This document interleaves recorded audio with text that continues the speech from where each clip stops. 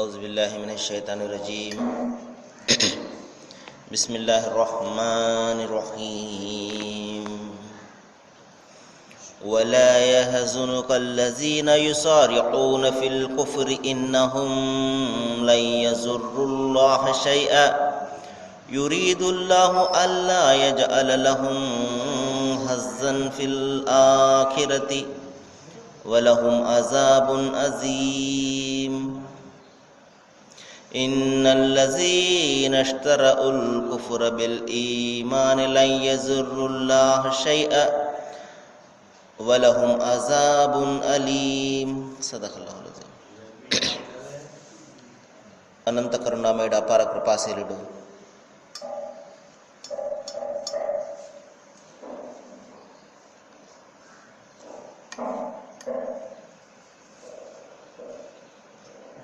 Bashir sound करो, आता नहीं क्या एक बार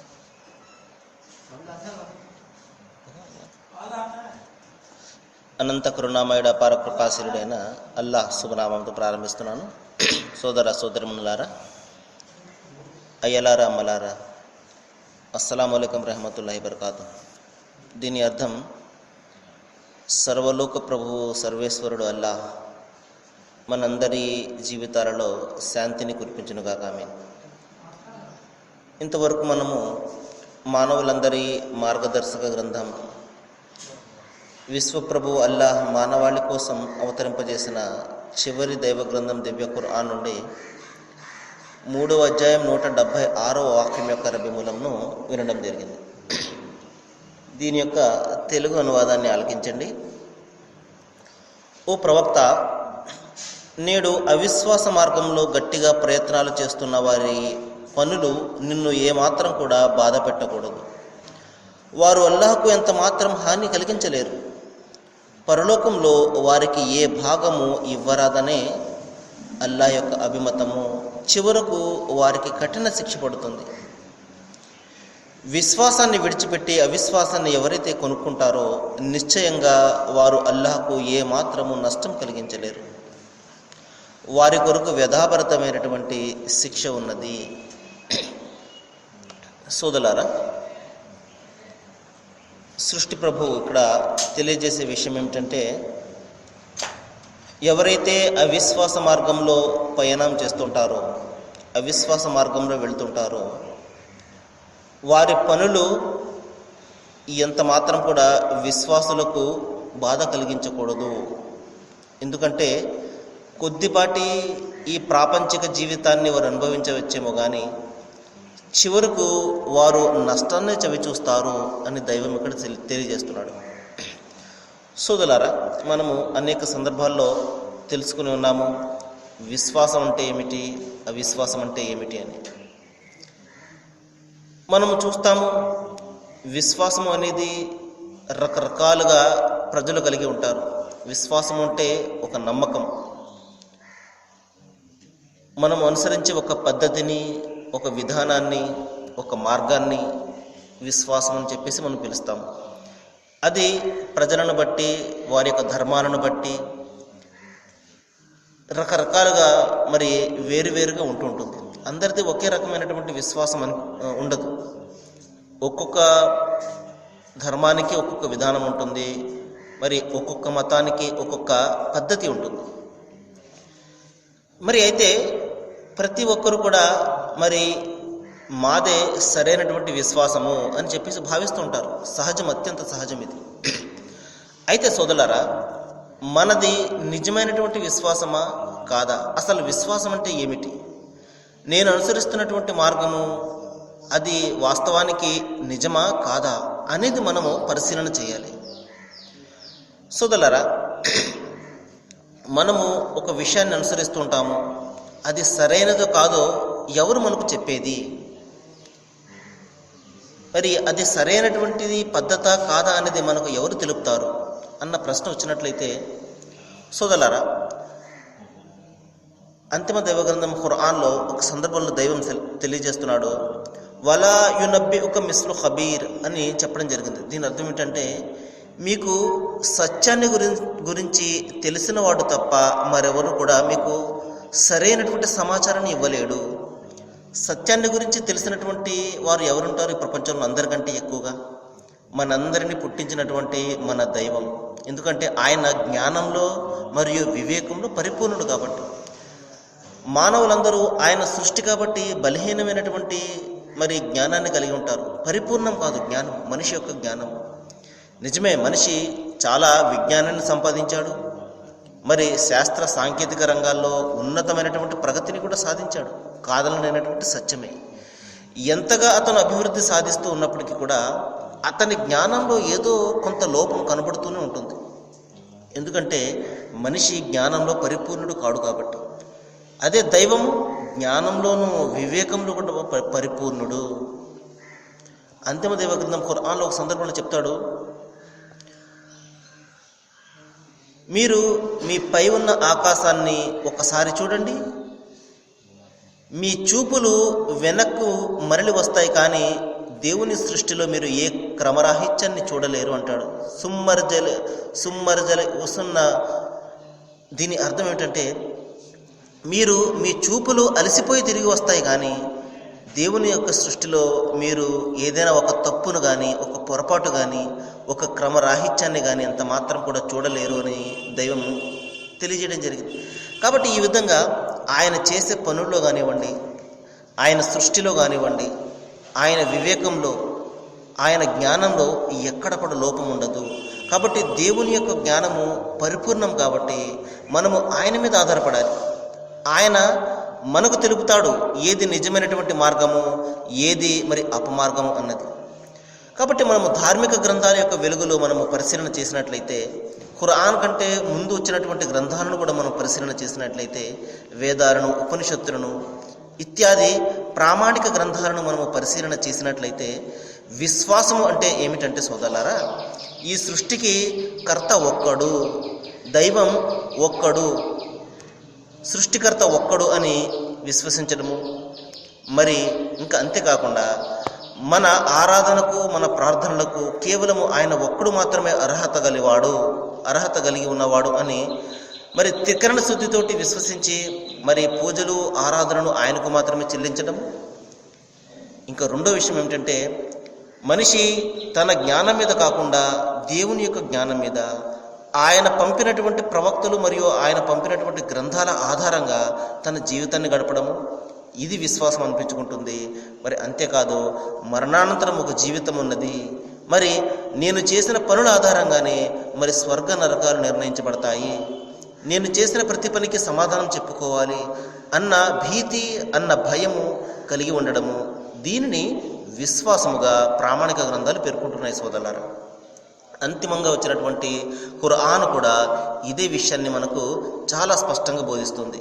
విశ్వాసము అంటే నీ ప్రభువు ఒక్కడు అని తలంచడము, ఆయనకు సంపూర్ణంగా నీవు సమర్పణ చేసుకుని ఆయనకు లొంగి జీవితం గడపడము, ఇది విశ్వాసం అంటున్నాడు. అంతేకాదు సుమా, వల్లజీన తదౌన మిన్ దూనిల్లాహి ఇబాదుం అంసాలుకుం, నీవు ఎవరినైతే దైవాలుగా భావించి ఆరాధిస్తున్నావో వారు నీ వల్లనే దాసులు మాత్రమే, నీ వల్లనే బలహీనమైనటువంటి మానవులు మాత్రమే. కాబట్టి బలహీనమైనటువంటి సాటి మానవులకు నీవు ఎంత మాత్రం కూడా దేవుని స్థానం ఇవ్వకు, ఆరాధనలు చెయ్యకు, కేవలము నీ సృష్టి ప్రభువును, నిన్ను పుట్టించినటువంటి ఆ దైవాన్ని మాత్రమే నువ్వు ఆరాధన చెయ్యి అని విశ్వసించడము, దీనిని విశ్వాసముగా మనకు అంతిమ దైవగ్రంథం ఖురాన్ నిర్వచిస్తుంది. దీనికి వ్యతిరేకంగా ఉన్నదంతా కూడా అవిశ్వాసముగా పేర్కొంటుంది. అంటే ఈ సృష్టికి అనేక మంది దైవాలు ఉన్నారు అని, సాటి మానవులను దేవుని యొక్క స్థానం ఇచ్చి ఆరాధించడము, ఇంకా మరణానంతర జీవితము లేదు అని తలంచడము, ఈ జీవితము నా జీవితము, నా ఇష్టం వచ్చినట్టు నేను గడుపుతాను, నన్ను ఎవరు అడిగేవాడు లేడు అని భావించడము, ఇత్యాది విషయాలను మనము అవిశ్వాసంగా పేర్కొనవచ్చు సోదరులారా. మనం నిన్న కొన్ని విషయాలు తెలుసుకున్నాము. అసలు మనిషి ఎందుకు ఈ భూమి మీద పుట్టాడో, అతను చేయవలసినటువంటి పనులు ఏమిటి, అతను ఎందుకు మరి ఈ జన్మను పొందాడు, దైవం అతను సృష్టించడం వెనుకున్నటువంటి ఆ లక్ష్యం ఏమిటి, ఈ విషయాన్ని గురించి మనము తెలుసుకున్నట్లయితే సోదరులారా, మనిషి 5 పనులు చేయడం కోసము మనిషిని ఈ ప్రపంచంలో పుట్టించడం జరిగింది.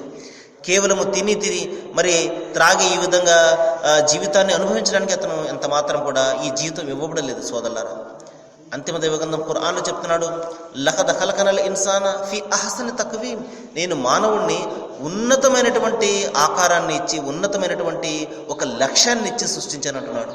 ఆ లక్ష్యం ఏమిటంటే అతను దేవుని హక్కును చెల్లించాలి. మొట్టమొదటి అతను చేయడానికి అతను పుట్టినటువంటి విషయం ఏమిటంటే అతను తన దేవుని యొక్క హక్కును చెల్లించాలి. అంటే తన సృష్టికర్తను అతను అన్వేషించాలి. నా తల్లిదండ్రులు ఈ విధంగా చెప్పారు, నా పెద్దలు ఈ విధంగా చెప్పారు, నా గురువులు ఈ విధంగా చెప్పారు, కాబట్టి నేను ఈ విధంగా చేస్తున్నాను. ఈ విషయాన్ని పక్కన పెట్టి అతను తన బుద్ధిని, తన జ్ఞానాన్ని, తన వివేకాన్ని ఉపయోగించి తన సృష్టికర్తను అతను అన్వేషించాలి. నన్ను పుట్టించినటువంటి దైవం ఎవడు అని అతను అన్వేషణ చేయాలి. మరి ఆ దైవాన్ని అన్వేషించి అతను ఆ దైవానికి తన పూర్తి జీవితాన్ని అంకితం చేసి ఆయన ఆజ్ఞమైన జీవితం గడపాలి. ఇది దేవునికి మనిషి చెల్లించే హక్కు అన్నమాట, మనిషి యొక్క బాధ్యత. ఎందుకంటే ఏమీ లేనప్పుడు మనిషిని దైవం పుట్టించాడు, మరి సకల వనరులను కురిపిస్తున్నాడు, మరి అనేక రకాల అనుగ్రహాలు అతనికి కురిపిస్తున్నాడు. మరి ఇన్ని అనుగ్రహాలు పొందుతున్నప్పుడు మనిషి ఎవరి ద్వారా నేను ఈ జన్మను పొందాను, ఎవరి ద్వారా నేను గాలిని పీల్చుకుంటున్నాను, మరి ఎవరి వైపునకు నేను మరణం తర్వాత వెళ్ళబోతున్నాను, ఎవరి ముందు నేను నిలబడి సమాధానం చెప్పుకుంటున్నాను అని అతను ఆలోచన చేయడము మరి అతని బాధ్యత కాదా సోదరులారా? ఒకసారి మనం ఆలోచన చేయాలి.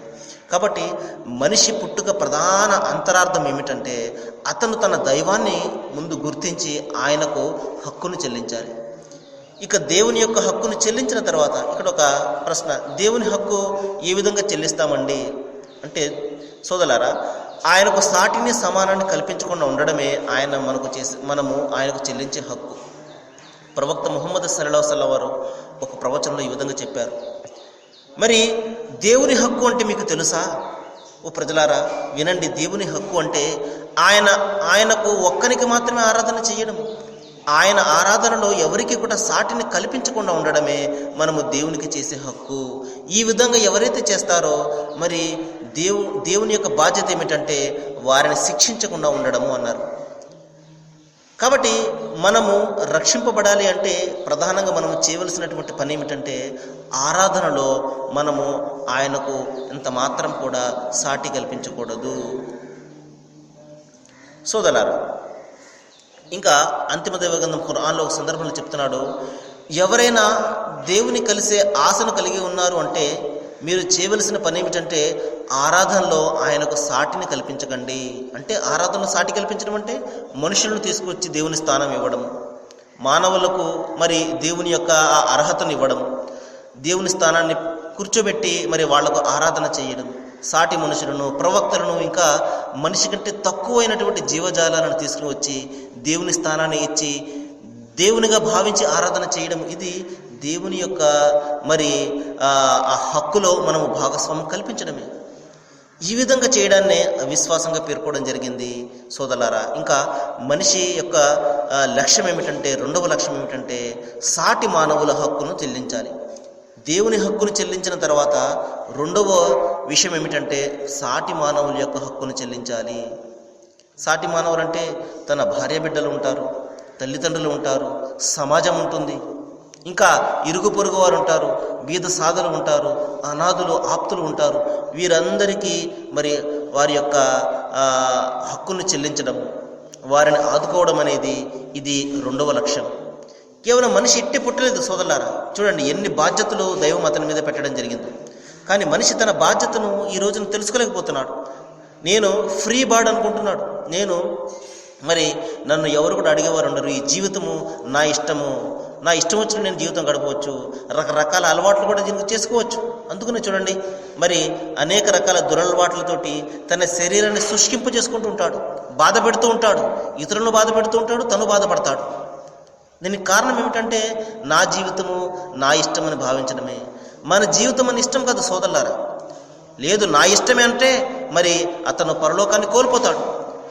4 రోజుల జీవితాన్ని అతను అనుభవించవచ్చేమో కానీ మరణం తర్వాత రాబోయే ఆ శాశ్వతమైనటువంటి పరలోకంలో మాత్రం అతను సర్వాన్ని కోల్పోతాడు. కాబట్టి నా ఇష్టము నా జీవితం ఎంత మాత్రం కూడా కాదు సోదరులారా. మన జీవితం మన ఇష్టం కాదు. దైవం మనకి ఇచ్చినటువంటి అమూల్యమైనటువంటి ఒక అమానత, ఒక సంపద ఈ జీవితం అనేది. దీనిని ఉపయోగించి మనము మరణాంతర జీవితాన్ని సరిచేసుకోవాలి. దాని గురించి మనం ఆలోచన చేయాలి. సరే, మరికొన్ని విషయాలు మనము రేపు మాట్లాడుకోవడానికి ప్రయత్నం చేద్దాము.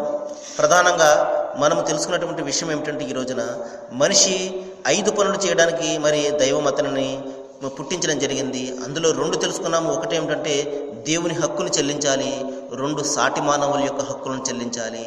కాబట్టి మనిషి జీవితము ఇతరుల కోసము ప్రవక్త వారు చెప్పారు, మీలో ఇతరులకు ఎవరైతే ఎక్కువగా ఉపయోగపడతారో వాడే నిజమైనటువంటి మానవుడు అన్నారు. కాబట్టి మన జీవితము ఇతరుల కోసము ఉపయోగపడాలి. కేవలము మన స్వార్థం కోసమే, మన కోసమే ఎంత మాత్రం కూడా ఉండకూడదు. మన ద్వారా ఇతరులు ఎంతో కొంత ప్రయోజనాన్ని పొందాలి. అప్పుడు మన జీవితానికి సార్థకత. అందునిమిత్తమే దైవము మనకు ఈ జీవితాన్ని ప్రసాదించాడు సోదరులారా. సృష్టి ప్రభు వల్ల అందరికీ కూడా మంచిని చేయాలని, మన జీవితం యొక్క లక్ష్యాన్ని మనము తెలుసుకొని ఆ లక్ష్య దిశగా మనము మన జీవితాన్ని గడపాలని నేను మనస్ఫూర్తిగా మరి అల్లాహ్ను ప్రార్థిస్తున్నాను. మనందరికీ కూడా మార్గనిర్దేశన చేయాలని. వాఖిరు దవానా అనిల్ హమ్దులిల్లాహి రబ్బిల్ ఆలమీన్. అస్సలాము అలైకుం.